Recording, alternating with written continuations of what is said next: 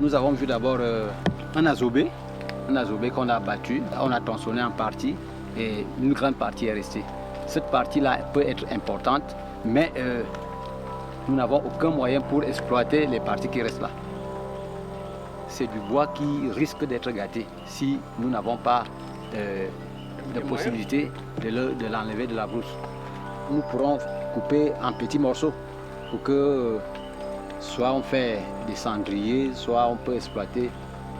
C'est déjà beaucoup d'espoir que nos sœurs et frères canadiens qui sont arrivés puissent eux-mêmes ils ont vu ce qu'il y a sur le terrain et ils vont réfléchir pour nous aider à améliorer l'évolution de notre entreprise des forêts communautaires.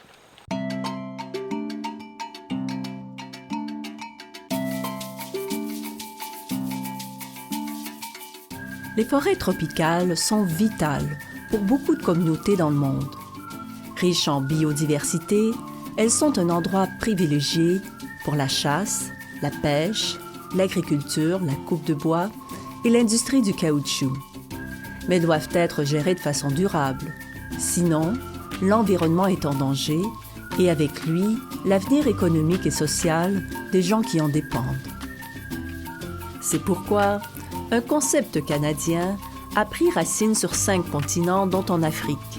Il s'agit de l'approche de la forêt modèle, une façon durable de gérer les ressources naturelles.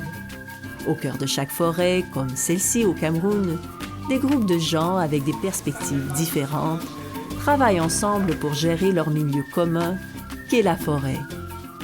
Au Cameroun, cette gestion communautaire est soutenue par le Réseau international des forêts modèles et le Réseau africain des forêts modèles, les groupes communautaires, les entreprises locales et les organisations non gouvernementales, incluant CUSO International. Le défi majeur qui se trouve au niveau des forêts modèles, c'est comment mettre ensemble des gens qui ont des points de vue différents, des gens qui ont des divergences dans leur vision des choses. Comment les mettre ensemble pour qu'ils puissent réfléchir, pour trouver des solutions aux problèmes qu'ils rencontrent au quotidien. Ça, ce n'est pas évident parce que quand on se retrouve dans une logique où il y a plusieurs acteurs qui ont des ambitions différentes, mais qui concourent tous à la gestion des ressources naturelles d'un même ensemble, il peut arriver qu'on ait des difficultés à avoir un consensus autour de ça. C'est un grand défi qui se trouve là. Comment trouver ensemble le consensus? Moi, on parle des groupes d'acteurs et on parlera des groupes d'acteurs des femmes rurales, des groupes d'acteurs des chasseurs, des groupes d'acteurs des maires. Donc, en fait, toutes les composantes de la société qui se constituent en groupe en fonction des affinités qu'ils ont dans leur cadre d'intervention.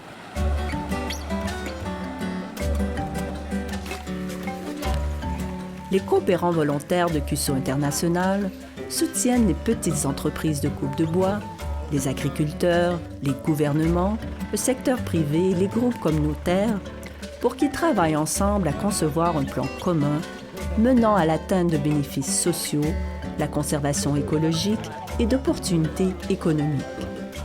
Le but, bien entendu, de ces projets modèles, de forêt modèle-là est de participer à l'amélioration du niveau de vie des gens. Il n'y a pas une pauvreté extrême, mais il y a une absence de moyens, une absence de ressources.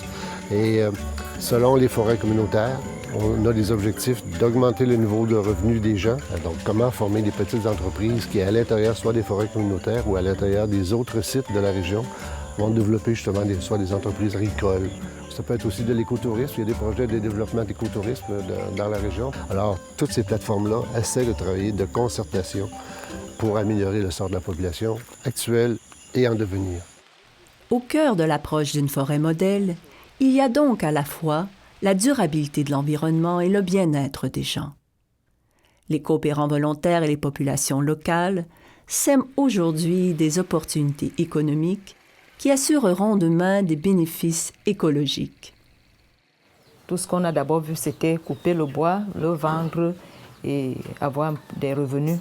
Bon, mais avec le temps, la pensée a évolué parce que l'exploitation du bois coûte cher. Il faut avoir le matériel, il faut avoir l'expertise, ce que les communautés n'ont pas. C'est pour ça que, toujours avec les ONG, ils nous ont permis de penser, de réfléchir autrement, d'essayer d'élargir en faisant des forêts communautaires des entreprises forestières. Il y a des responsables de pêche, de chasse. Tout cela a été organisé et avec l'appui des volontaires qui sont arrivés, ils sont en train vraiment de nous aider à mettre ça sur pied. Nous sommes sous un jeune prunier. C'est un arbre fruitier qui produit des fruits qu'on appelle les prunes, très nourrissants. Ça veut dire que quand nous parlons de reboisement, c'est des arbres fruitiers et tout qu'on veut remettre dans les parties où nous avons ouvert là. C'est un avocatier qui a des fruits, qui a déjà produit. C'est vraiment incroyable d'être avec eux dans la forêt parce que eux, ils connaissent toutes les essences, ils connaissent toutes les plantes. Donc on voit vraiment que c'est le peuple d'ici qui connaît vraiment bien leur forêt. C'est une herbe qu'on se traite avec après la morsure d'un serpent. Donc ça ne nous demande même plus d'aller à l'hôpital quand on a ça. Même en brousse comme ça, on se traite là, ça va. Donc ce soir, Achille, on vous prépare un sauce spaghetti avec des champignons.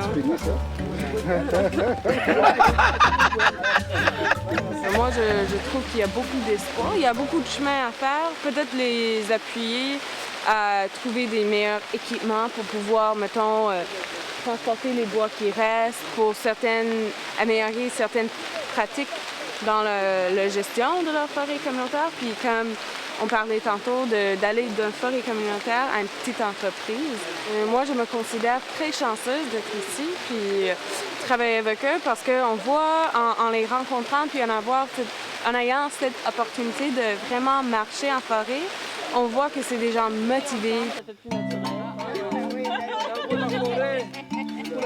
Tu as fondé l'idée de la modèle forêt, c'est une bonne idée. C'est une très bonne idée, très géniale. Parce qu'au fond, là, nous, on veut le développement de notre village. Et la forêt, là, peut nous procurer un peu de moyens pour qu'à l'avenir, nos enfants trouvent qu'on a fait quelque chose. Moi, j'ai toujours dit à mes frères et sœurs, mes parents, qu'il y a espoir.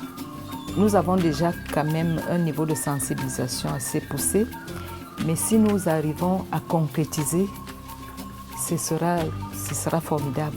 Parce que c'est des activités qui seront réelles, il y aura des revenus réels et nous allons réaliser des choses réelles. Les gens n'auront même plus à s'évader, quitter le village pour aller en ville, parce qu'ils auront tout sur place.